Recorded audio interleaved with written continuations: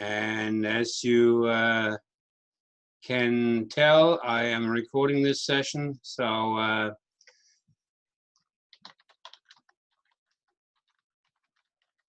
just that everybody knows. Okay, if you have questions and you're in the Zoom meeting, feel free to put the questions in the chat box. I will endeavor and do my best to answer any questions that there are. Yeah, as you can see today, I'm at the High Plains. I believe we are at Wallace's hut or Craig's hut. I'm not exactly sure. Anyway, so tonight the briefing session is from to me, myself, and I. We're going to continue our evening sessions every night.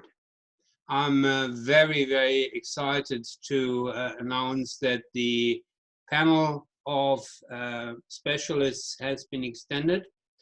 So we have, as we had before, Paul Ray, the accountant, Paul Humphreys, Self-Managed Superannuation Fund specialist, Catherine Isbrand, the financial planner, David Forrest, the national chair of First National, myself, as a property strategist, and we've been able to twist some arms, very friendly, of course.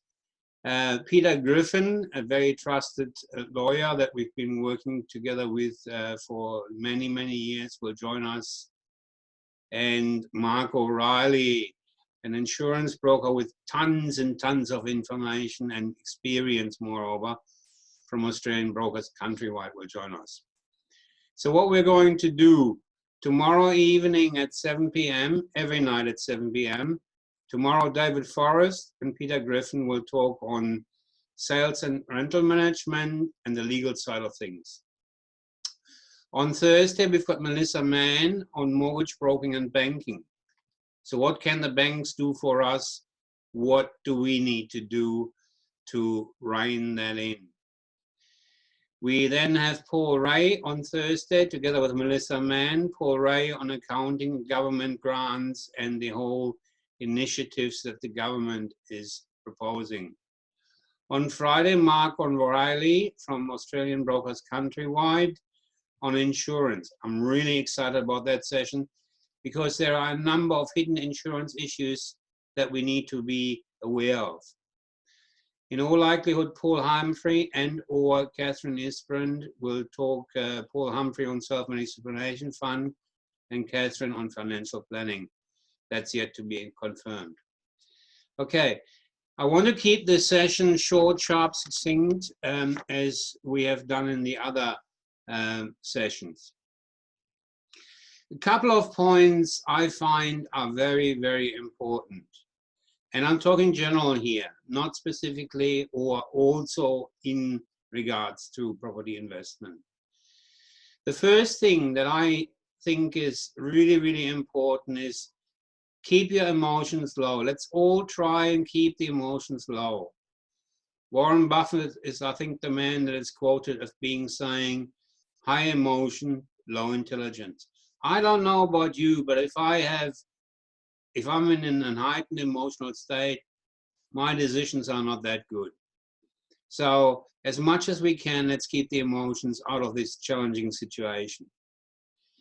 The next thing is, how can I minimize my expenses? And these are all things that my wife and I have sat down and looked at ourselves. So as usual in Property Friends, I'm not suggesting anything that I'm not prepared to do on my own. Again, if you've got any questions, stick them into the chat session, and I will do my very best to answer them.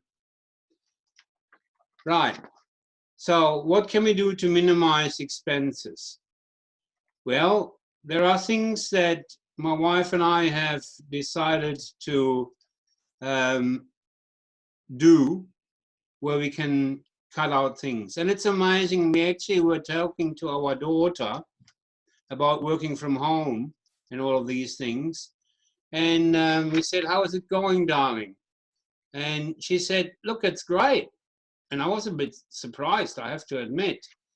I said, why is that, darling? She said, look, Dad, I'm saving $150 a week. And I went, what? She says, well, I save on lunches, $10 a day in the city. I save on 3 coffees every day that I have. And of course, I save on travel time and money for petrol and or trains and trams.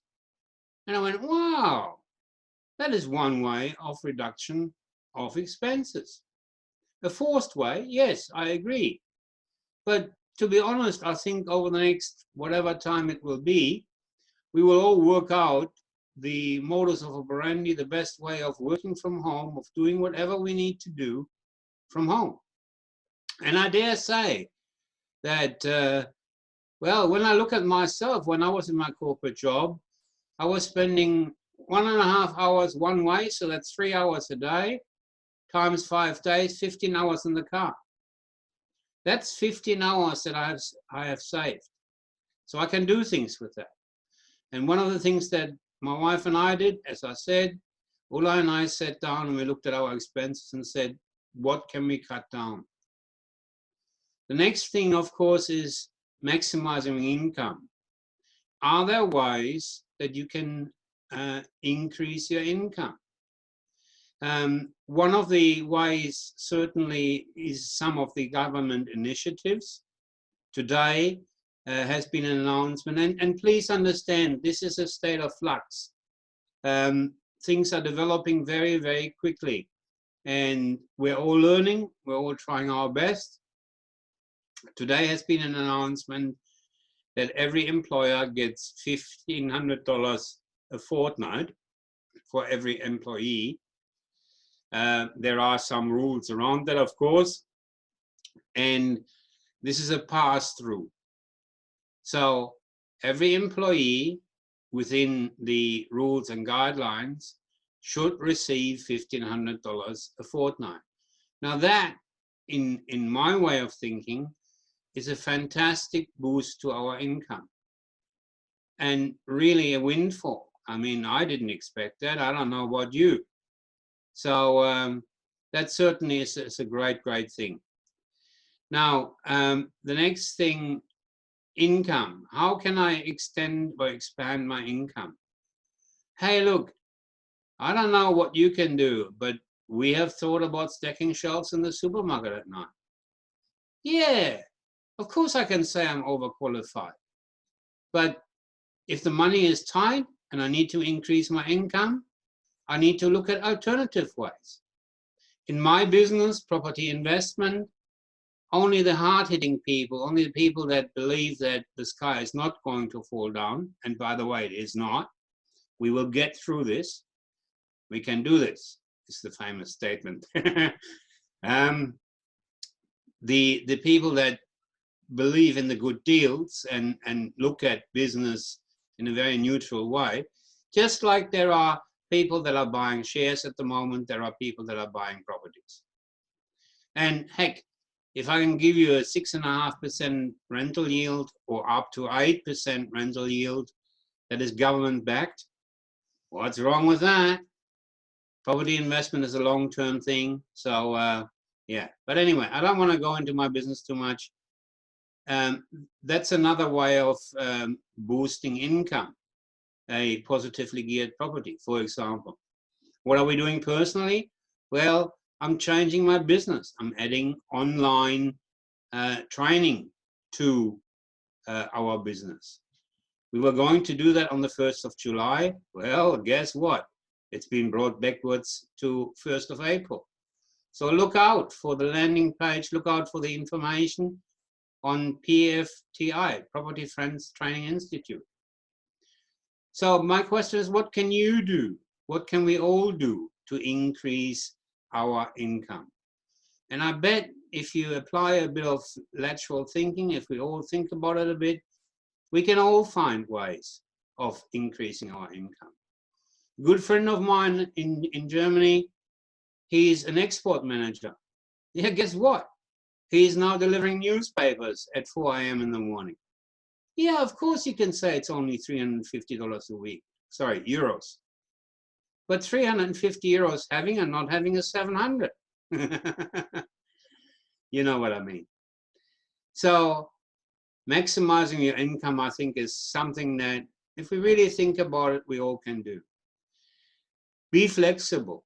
Blessed be the flexible, for they shall not be bent out of shape.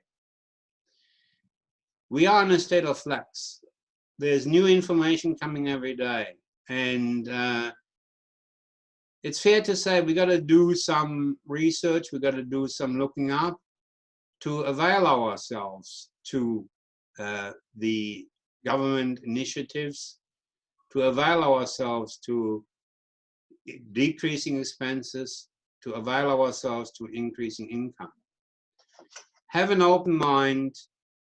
There is new information every day, and be on the lookout for it.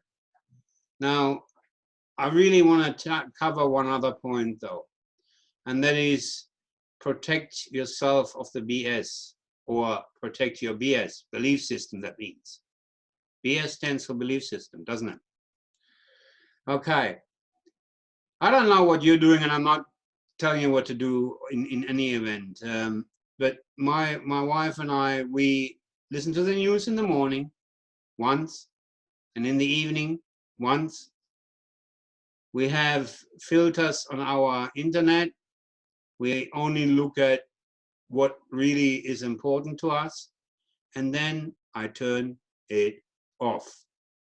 Because I don't know about you, but I, for my part, I just get dragged down, and I don't want to be there. There's always two choices. We can wallow in the mud, or we can see the silver lining.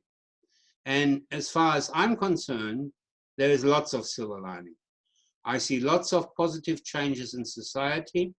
Again, I don't know about you, but I've had more conversations with friends and family in the last week than I had in the last 3 months. That has to be a good thing. I think we are changing our work practices too. We're getting more flexible. We're getting used to working from home. So in my case, in my corporate job, that would save me 15 hours a day. Now, in that 15 hours, I can do something with the kids. I can study up on something, maybe learn a new skill, maybe add through my income that way. So there's lots of silver lining on there. I believe that industry is changing, commerce is changing. And I see a lot of good things in that as well. And I also see that people are really drawing closer together. How ironic is that? Social distancing, and people are drawing closer together. Generally speaking, I see people, the few people that I meet on the street, when I do go out, and I do that very rarely, I think it's important to follow the suggestions and rules made. I see the people being a lot more friendly, a lot more open, a lot more approachable. That has to be a silver lining. So all in all, I see lots of benefit in that. I don't want to make this a big session. It was a bit more esoteric. It was a bit more on the mindset. But I really believe that mindset is what drives everything. So take care. Switch on to the next sessions that will be on subject matters again. So just to recap, tomorrow on Wednesday, we will have David Forrest, the National Chair of First National, on property sales and rental management, providing an update and what can be done to optimize the positions. Peter Griffin on legals. On Thursday, Melissa Mann on mortgages and banking. Melissa has got a mountain of information. She has been another strategic alliance partners of Property Friends for many, many years, and is really, really experienced. We can find out how we can decrease our expenses by getting extensions to mortgages, right? Paul Ray will talk on Thursday about accounting and the government initiatives. So there you will get all the information on where are payments that we can access. And on Friday, we will have Mark O'Reilly on insurance and Paul Humphrey and or Catherine Isbrand on financial planning. Paul Humphrey will, of course, speak on self-money superannuation. If you have any questions, any suggestions, any topics that you wish to have covered, we're here to serve you, and I mean that. So feel free to leave comments. The Facebook Live didn't work, so technology was against us. That can happen. And there again, blessed be the flexible, for they shall not be bent out of shape. Yeah. I love that saying. So switch on the other days, 7 p.m. every day, same back channel. Make it a good one and look for the silver lining. Bye-bye.